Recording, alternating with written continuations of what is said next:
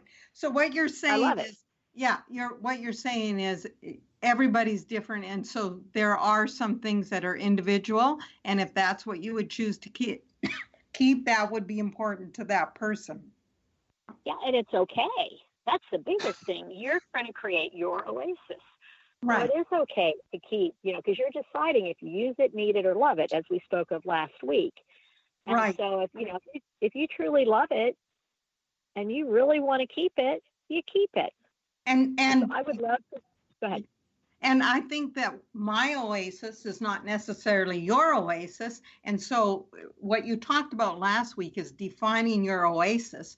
And when you get to that point, then you can, once you're aware of that, then you can begin the decluttering because you know what your oasis would look like eventually. Exactly. Exactly. So, say And there, if you're not sure, you get into it, with your rule of 4 that we talked about, and then you're aware of the clutter codes, and you start doing it. And I would love to share with your audience on my day 2 and figuring out my resources. All of my family was in another state, so it's not like I could say, "Hey, do you want great grandma's XYZ?" If it was something bigger, But so I had to make decisions even without family help, which might have been a good thing. I don't know. But but what I wanted to share was I decided I was going to have an estate sale. I had never been to one. I mm-hmm. went and checked it out. So I went through everything. I love yard sales. I was by myself. I could not do that. As soon as you put the first thing out at a yard sale, everybody's there. And for me to have to empty an entire household and safety, etc., I decided estate sale. But what I wanted to share with that was my daughter was still there. She was getting ready to go off to college, and she had to go through her items. She's 18, and I went down. She had her whole apartment, everything downstairs. But I went downstairs. There's a point to this. My mother collects music boxes, and she had given each of my daughters a music box, or many music boxes, but there was one in particular. Anyhow, when I went downstairs, I saw the main music box. It was like the favorite music box. I saw it sitting on the estate sale table. And I was like cringing on the inside, but I had to be cool. And so I said, without saying her name, but I said, "Is this the music box Grandma gave you?" "Yes." "Oh. Did you mean to have it out here on this table? This is the estate sale table, right? Did you mean to put it here?" "Yes." I know I must have had a totally pale, stricken look on my face at that point. And I said, "Oh." And she said, "Well, Mom, it doesn't work anymore, but it's still beautiful." And I go, "Yeah, Grandma gave that to you, right?" It was a heartstring to me, so I thought, even though I'd already been through my process.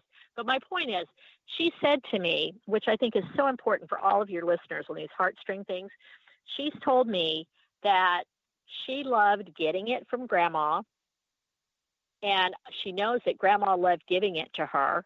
It doesn't work anymore, but it's still beautiful. She wasn't going to be able to keep it, so she thought somebody else might like to have it and enjoy it as much as she did. So my eyes are watering up at this point. And she said, "Grandma loved giving it to me, and Grandma loves me. Her love is not in the music box, Mom. I have Grandma's love."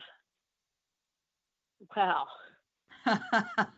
Wow, that's beautiful. Yeah. And I might have gotten that a little off. I have it exact in my book, but anyhow, but to me, that's where the heartstrings clutter code part comes in. And that's why I say that we are not our stuff, and our stuff does not define us, and nor is somebody else's love or feelings. It might represent it. And just like you and I spoke last week, where you took pictures of things that are sentimental or heartstrings, of the things you decided to let go of. But that was profound to me, just because somebody gave you something, and if you can't use it anymore, or if you never even liked it, but you love them, and so you're holding on to it, it's okay to let those things go at that point. Yeah, so, that's an amazing story. Yeah. So, and that's when people talk to me about that. But I'm thinking, I had a couple other things that my grandmother had given me, but I really wanted to keep her china. That was the deal for me. And there was a beautiful, huge tablecloth, and I'd never used it. I wasn't going to have a 12 massive set dining room table. It probably filled my entire bus up, actually. But there were other people that could use that, so I passed that on. You know, so when you're going through the process, which I did not say last week, I have you do those first three things we talked about. And we start with clothing, and I have a systematic way of the groupings of what you go through to get through your whole house.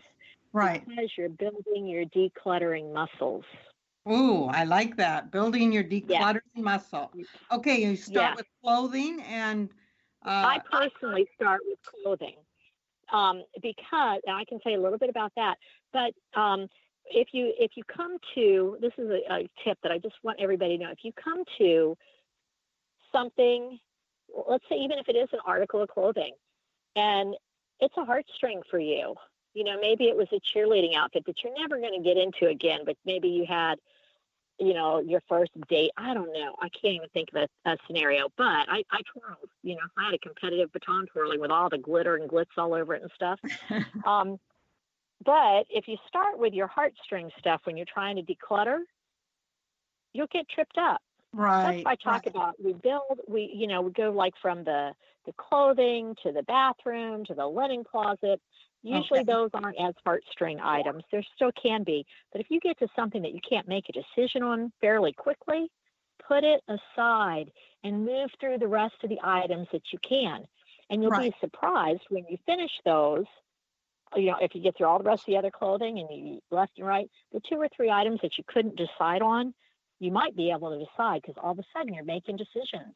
Right, you know, right. And you're really getting into it. And if you still can't make a decision on it, it's still your oasis, your decision. Just let it sit there or hold on to it. It's okay. Right, right. Rather than getting stuck, because if you looked at that item and stayed with that item until you made a decision, you may get stuck and then do nothing. So the idea is to move on so that you have some kind of a little bit of victory in getting the other things done. Correct? Yes, and you are building those decluttering muscles. Right. Exactly. And I can tell you, for me, I was a photographer, a professional photographer. I still love photography to this day. My children were paparazzi'd by me. And you know, my youngest was going to college, and I'd had the divorce, and all my family was around. And every time, like, paperwork comes before heartstrings and photographs and all that in my method. But anyhow, every time I would come across a photo, I wouldn't even hardly look at it. I had a box where the photos were going.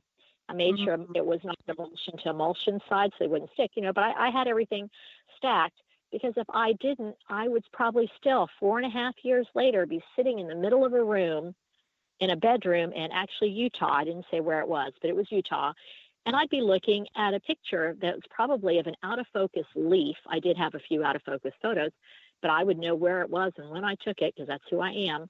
And I'd probably still be trying to decide. But couldn't do that. If I came across a photo, I wouldn't make a decision. I'd put it in my photo box and I'd keep going, because towards the end of that time, heartstrings, whatever your heartstring is, and there's several, but probably for people, but you do those last.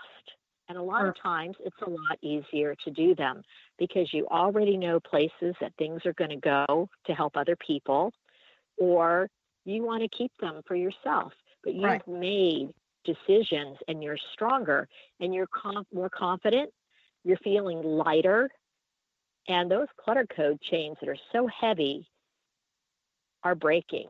And you're just creating that oasis, and it's looming larger in front of you, and it's an amazing feeling.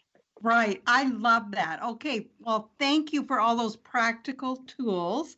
And our time is nearing the end, so I want to make sure that you get a chance to let them know, that our audience know how they can get a hold of you, and also let them know about your free gift. Okay, great. Thank you. Be sure to look down below at the links wherever, the smallerlivingHugeLife.com. I didn't say this last week, but if that's too hard to remember, downsizing31.com, the word downsizing, the number 31.com, take you to the same website, but it'll take you to the decluttering. And of course, the book is as you said, the 31-day guide to creating your clutter-free home oasis. That's a lot to remember, but you can just put in the Smaller Living Huge Life /book. That'll take you right to that. You can find it on Amazon. Just put in Oasis and Brenda, and I'll come right up there. And the book is actually my online digital Do It With You course, but in the book form. Perfect. So everything I was telling you is in the book. And then if you still want me, you can do that. You can find me on Facebook, Brenda Mason and Smaller Living Huge Life. And I'm all about the living smaller for the huge life. So. I love it. Living smaller for the huge life. Thank you, Brenda. What a wonderful opportunity you have given my audience so that they can get a hold of you. And for those out there, just remember it is never too late to start decluttering. Use some of the tools that Brenda gave us today, like not starting on the heartstring items, but begin with clothing. And you know what? Before you know it, you will have conquered parts and clothing and maybe a bathroom, and soon it will build that decluttering muscle that she talked about. So it is never too late to do that. It is never too late to lose weight, go after your dreams, or live a life of purpose. It is just never too late ever. I want to thank Brenda for being here and inspiring our audience to live a simpler life that is just all of our desires, I'm sure, out there as we get older. And I appreciate you. Thank you for coming in today, Brenda. Thank you for having me, Lorraine. I appreciate it. Okay, thank you. And we'll talk to you later. All right. Bye-bye. Bye.